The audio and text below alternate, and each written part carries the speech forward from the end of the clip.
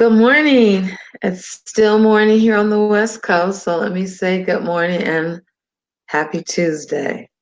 Yes, it is still the very early part of the week. So, of course, as always, I'm inviting you to be a part of StreamYard by going to bit.ly/stream for you. And if you'd like to join me live, this is how you can do it. The next thing I wanted to ask if you would please share this broadcast because we are talking about something that is so prevalent today with our children, and that is dealing with mental illness. Yes, and let me post that. And I certainly hope you've had an opportunity to share as well. All right, so we can get into the broadcast now. I don't think I'm going to be able to keep it like that. All right. Well, anyway, let me just say again, good morning, good morning, good morning. I'm so glad to be here with you. I am Angela McGowan, professional healthcare advocate, caregiver strategist, author and publisher of my book, How to Get Out of the Hospital Alive. That's right. Can you believe I'm missing the book today? But that is okay. It is there, bit.ly/to get out alive 1220. So let's talk about Children's Mental Health Week. 10 and 11-year-olds worry all the time. That's what it says. That's what's going on. That's what our information is for today. But first, I want to take a moment to remember this is, let me see. Yes. This is day 5 of Black History Month. And today we are honoring Dr. Margaret Morgan Lawrence. She is the first African-American female psychoanalyst who overcame adversity to become an expert on children's mental health disorders. And let me just say, she was the first African-American female psychoanalyst, the first Black female physician certified by the American Board of Pediatrics. Throughout her career, she was devoted to the underserved and developed pioneering programs in child psychotherapy in schools, daycare centers, and clinics, and innovative methods that are still used by clinicians today. Another bit of information that was very interested about Dr. Lawrence is that she was an undergraduate at Cornell campus, where she was not permitted to live in the dormitories. Instead, she lived in the home of a white family where she performed chores in exchange for a room in the attic. She worked as a maid in the homes for the faculty members, often serving them breakfast before she went off to class and returning at lunchtime to change into her maid's uniform before going back to campus for the afternoon.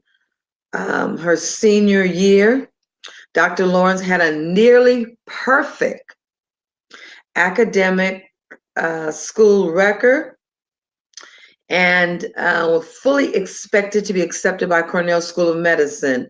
She was shocked when she was denied. Later told by the dean that 25 years ago, there was a Negro man admitted and it didn't work out. He got tuberculosis. Well, she went on to go to the now Columbia University College, where she was mentored by Charles R. Drew, and he was the African-American on faculty. And she went on to get another fellowship, became a pediatrician, then went on to her certification in psychology and on to a psychiatrist. And she did all of that with grace and perseverance. So I just wanted to highlight someone in African American history who is also a pioneer in children's mental health, which is what we are discussing today. All right, so let me just bring this up because this is just quite astonishing, just amazing. 56% of children say they worry about something all the time. Okay, and children who get less sleep are more likely to feel worries and that get in the way of school. So it is a fact from this article and the research that 10 and 11-year-olds are being plagued with this worrying all the time. They are a big group in this, and it also goes up to age 14. Can you imagine? 10 and 11-year-olds. What did I worry about at 10 and 11? Which is what I put, like, what were we worrying about at 10 and 11 and 12 years? Let's see. I think one thing that was I won't say it was my worry, but it was a concern. You know, I usually took my lunch. I could eat in the cafeteria either way. I didn't like standing in line, so I took my lunch. But here was the thing. I made sure I always had 10 cents. Why? My biggest worry was, should I get one mashed potatoes and gravy for 10 cents? Or was I hungry and I got a bowl of rice and gravy? They were a nickel each. That was it.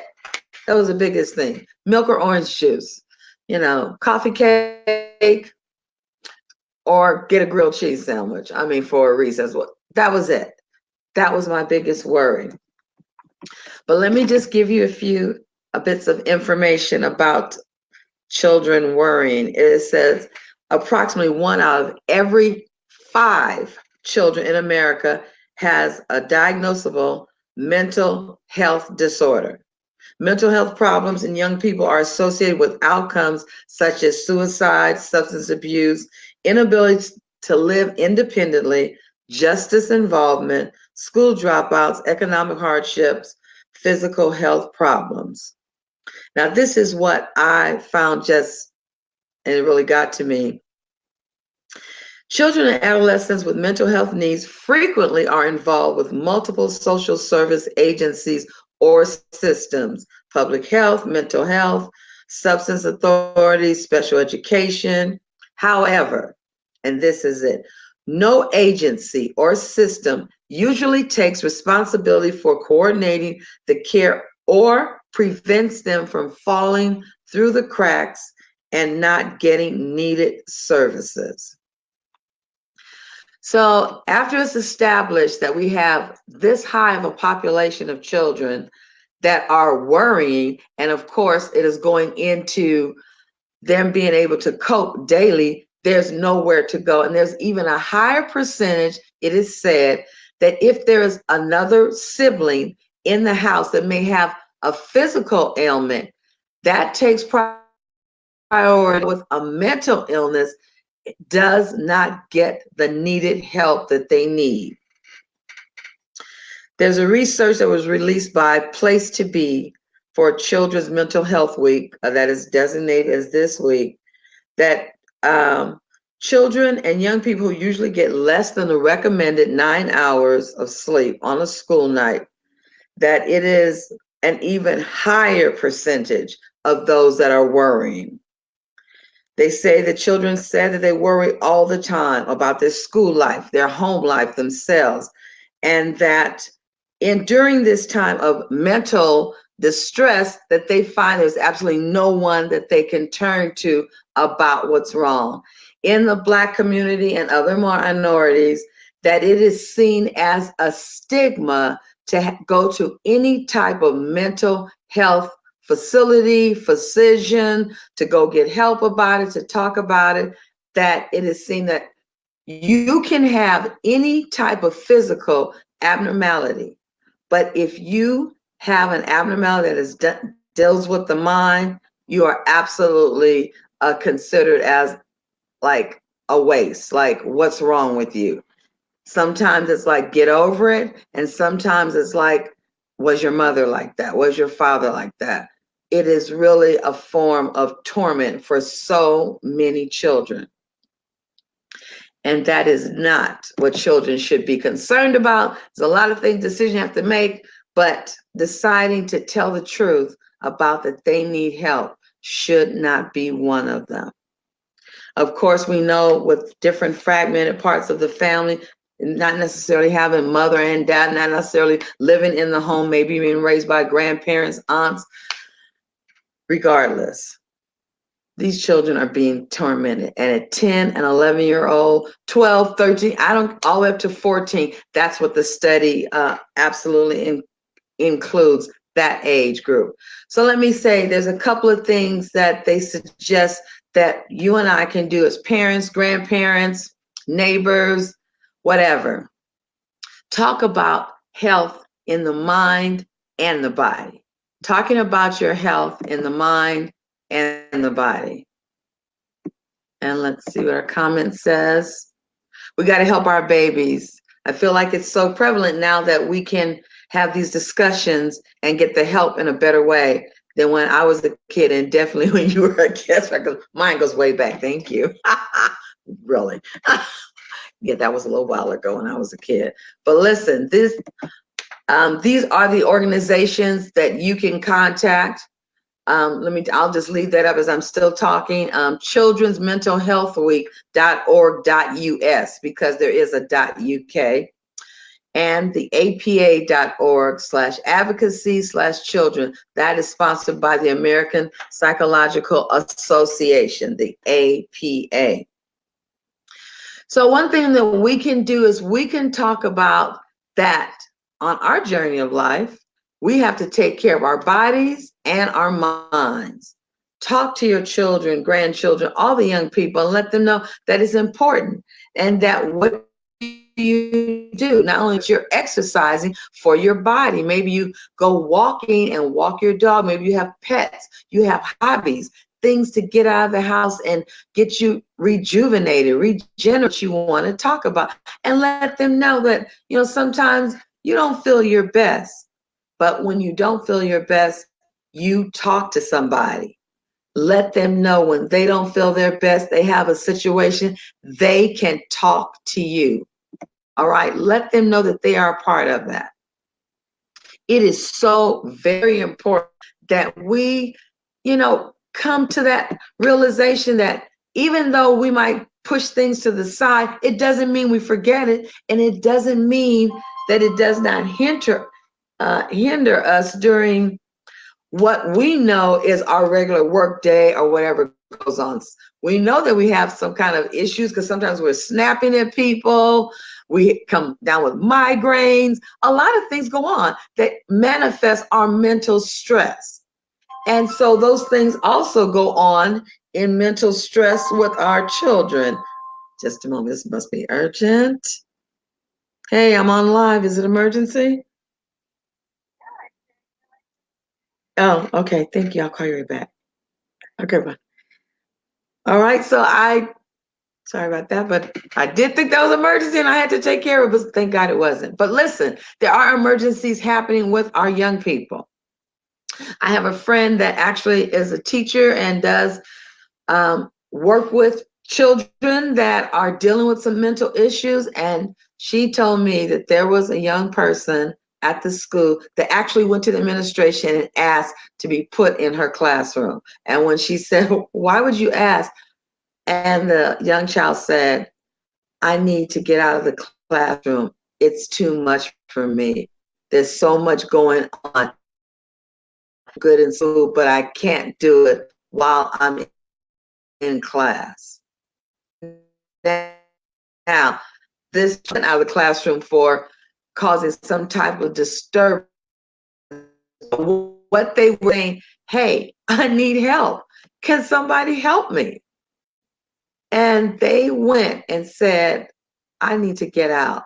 And they knew that was a class and a program, so many days there. Now listen, this program, that it does not allow you to go out and be with the general population. Like, you don't just run and play, and you eat separately with those children. You have separate recess. You don't get special privileges that are going on at school. But that child said, even with that, I still would be better being there, and at least I could get my academic life together. So many of our young people that may be acting out in school, in home, in the name of health. And of course, we don't expect you to go and be that person, but you can get information that you can pass on to the parents. And please support the initiatives and things in the schools, because some schools do have psychologists that are there or that come once a week. Encourage our young people to seek help, from that a mental health professional. You can take them there. Be willing, and don't you give them any type of backlash because they've come and said, like, I need more. It's not about you not being an effective parent or grandparent. It's about the child. It's about the young person, someone 10, 11, 12, 13, that is more worried and cannot sleep and worries about everything than it is about you having some type of worry, or I don't want to say worry, or feeling some type of shame, maybe, or maybe a failure that maybe you didn't do all you could do. It's about the child, and it's about them getting help.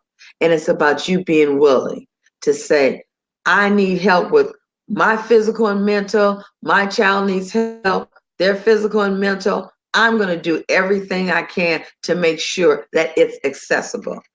Remember, especially if you have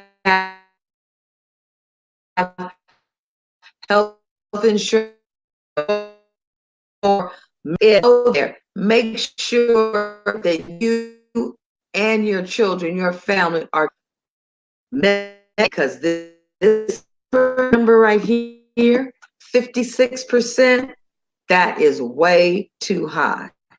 No children should be worrying. 56%